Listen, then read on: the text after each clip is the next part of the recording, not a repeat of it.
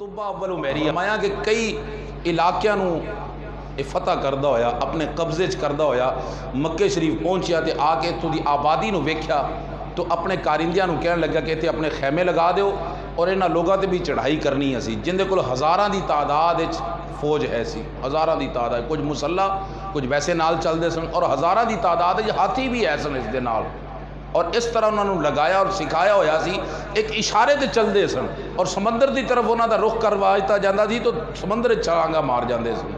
اس طرح تیار کیتے ہوئے ہزاراں دی تعداد ہاتھی مکے شریف آیا اور ایتھے آ کے اس نو جدو معلوم ہویا کہ ایتھے گھر ہے جس نو بیت اللہ آندے نے، مسلمان اس نو اللہ دا گھر کہندے نے اور اپنی جان تو بھی زیادہ اس نو قیمتی سمجھدے نے، اس دی حفاظت واسطے اپنی جاناں بھی دے دیندے نے اور جان لے بھی لیندے نے۔ ہے ایک گھر، صرف ایک گھر بنایا جو چونے اور اٹاں دا بنیا ہے۔ اللہ اکبر۔ جدو اتھے رہا تو اس نو اس گل تو بھی افسوس اور پریشانی ہے سی کہ میں جڑے بھی علاقے چ گیا تو لوگاں نو جدو معلوم ہوندا سی کہ طبہ بادشاہ آ گیا ہے تو بعض وہ لوگ سن جڑے اپنے تاج میرے پیراں چ رکھ دیندے سن کہ اسی تیرے نال لڑ نہیں سکاں گے، تیرے سامنے بہت کمزور ہے، اس واسطے اسی اپنا تخت و تاج تیرے سپرد کرنے، ساڈے نال تو جنگ نہیں کرنی، اسی لڑ نہیں سکاں گے تیرے نال۔ اور سانو کنے دن ہو گئے نے مکے شریف دی آبادی چاہیاں لوگوں نو معلوم ہو چکا ہے، اس دے باوجود اج تک میرے نال کوئی گفتگو کرنے واسطے بھی نہیں آیا۔ اس وقت اس نو غصہ آیا اور اس نے کہا بھی اگر اس گھر دی وجہ ہے کہ لوگ اتنا پیار کر دینا اس گھر نال تو پھر میں اس گھر نو ہی شہید کروا دیاں گا، اس نو منہدم کروا دیاں گا، صاف کروا دیاں گا۔ اللہ اکبر۔ مٹی دے برابر اور فرش دے برابر کر دیاں گا۔ ایسا کرنا سی کہ اللہ نے پکڑ فرمائی اس اور ایسی پکڑ فرمائی کہ اس دے جسم دے وچوں خون ظاہر ہونا شروع ہو گیا، رطوبت آنا شروع ہو گئی، پیپ اور خون دونوں شامل ہو کے جدو آنا شروع ہوئے تو اس دے نال تقریباً 400 علماء سفر کردے سن، 400 اس وقت دے علم دے مطابق، اس وقت دے عالم سن۔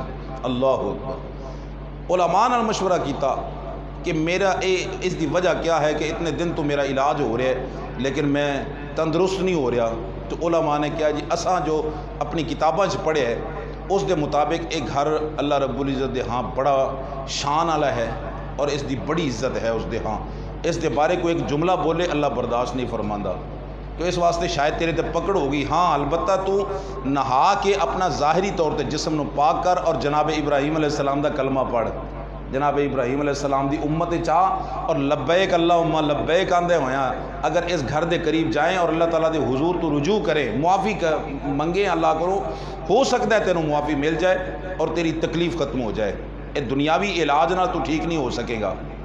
توبہ جدو اس نیت نال آیا اور آ کے جدو ویکھیا تے اکھاں چوں آنسو آ گئے، کیوں؟ اس واسطے کہ جدو گھر تے نظر پئی تو اکھاں چوں آنسو محض اس واسطے آئے کہ اتنی عزت و تکریم اور اتنی شان والا گھر ہے کہ جس دے بارے میں ایک جملہ بولا تے اللہ تعالیٰ برداشت نہ فرماوے، اس دے باوجود اتنی سادگی نال بنے ہیں، بظاہر اس دے نال صرف چونا اور اٹاں اور وہ بھی باقاعدہ درستگی نال نہیں لگی ہوئیاں، کوئی اگے کوئی پیچھے ہے، اس انداز نہ اس دی تعمیر ہے اور عزت و تکریم اتنی، ایک جملہ بھی برداشت نہ کرے اللہ میرا بولیا ہویا۔ اللہ اکبر۔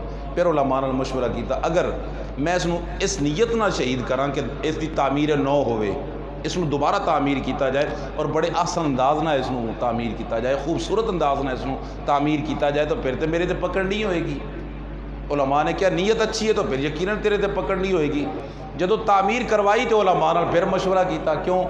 اس واسطے کہ ہلے بھی میرا دل راضی نہیں ہو رہا، اس گھر دی شان بڑی ہے، میں چاہنا کہ دوروں بھی کوئی آئے نہ تو انہوں پوچھنا نہ پوے، اس کا دل راضی ہو جائے، اتنا خوبصورت گھر ہے، کس دا؟ اللہ دا گھر ہے، تو پوچھنا نہ پوے، انہوں بڑا خوبصورت ہونا چاہیے، بہت ہی خوبصورت ہونا چاہیے اور منفرد بھی ہونا چاہیے، دوسرے مکانات تو منفرد ہونا چاہیے، کیا کیتا جائے؟ پھر علماء نے اس میں مشورہ دیتا کہ کوئی جتنا بھی خوبصورت گھر بنائے اپنے گھر دے اتے کپڑے نہیں پاندہ، اپنے گھر دے اتے غلاف نہیں پاندہ، تسی غلاف دا انتظام کر دیو۔ تاریخ اٹھا کے ویکھو، طبہ اول حمیری بادشاہ تو پہلے، اس دے دور تو پہلے کدے بھی بیت اللہ شریف دے اتے غلاف دا انتظام نہیں سی ہویا، سب تو پہلا جس نے غلاف کعبہ دا انتظام کیتا وہ طبہ اول حمیری بادشاہ ہے۔ ام المومنین جناب سیدتنا عائشہ صدیقہ رضی اللہ تعالیٰ عنہ فرمانیہ نے طبہ دے بارے گفتگو ہو رہی سی تو سرکار نے فرمایا طبہ دے بارے سخت الفاظ نہ بولیا کرو، کیوں؟ اللہ تعالیٰ نے انہوں دولت ایمان عطا فرما دیتی سی، فرمایا تے وہ ملت خلیلی چو سی، جناب ابراہیم علیہ السلام دے غلامت شامل ہو گیا سی، حتیٰ کہ فرمایا میرے غلامت بھی شامل ہو چکے ہیں، طبہ میرے بھی غلام میں شامل ہو چکے ہیں. اللہ اکبر سبحان اللہ. غلاف کعبہ دا انتظام کرنے والا سب تو پہلے جو شخص ہے اس دا نام طبہ اول حمیری بادشاہ ہے. ایک قافلہ اس طرح 400 علماء دے نال اور کثیر تعداد فوج نال ہے. اتھے اج مدینہ شریف آباد ہے, ادو چٹیل میدان سی. اس جگہ تے پہنچے تو علماء نے بادشاہ نو کیا اگر تو راضی ہو جائیں ساڈے تے اسی ہن تیری مزید رفاقت نہیں کر سکاں گے, تیرے نال مزید سفر نہیں کر سک, ساڈا دل آندا ہے سانو اجازت دے دے تے اسی اس خطے تے آباد ہو جائیے, اس میدان نو آباد کرنا چاہنے ہیں. اسی کیوں اپنی کتاباں چ اسی پڑھیا ہے آخر الزمان نبی جدو تشریف لے کے آن گے مکے شریف, اتنے انہوں نے مخصوص ایک وقت گزارنا ہے, اس تو بعد انہوں نے ہجرت کرنی ہے اور اس خطے نو آباد فرمانا ہے آگے. تو سرکار دو عالم صلی اللہ تعالی علیہ وسلم دے اس شہر نو آباد کرن واسطے 400 علماء نے طبہ کو اجازت لئی. طبہ کیونکہ وہ بڑا معترف ہو چکا سی سرکار دی عزت و ناموس دے حوالے نال کہ اللہ رب العزت اس محبوب نو عزت و مقام عطا فرمایا اور انہوں نے آ کے اس نو آباد فرمانا ہے. تو کہنے لگا پھر اس طرح نہیں, میں خط تحریر کراں گا. طبہ اول حمیری نے خط تحریر کیتا اور لکھیا سرکار دے نام. عنوان ہے سی کہ ایک خط ہے طبہ دی طرفوں اور ہے جناب رسالت مآب صلی اللہ علیہ وسلم دی طرف.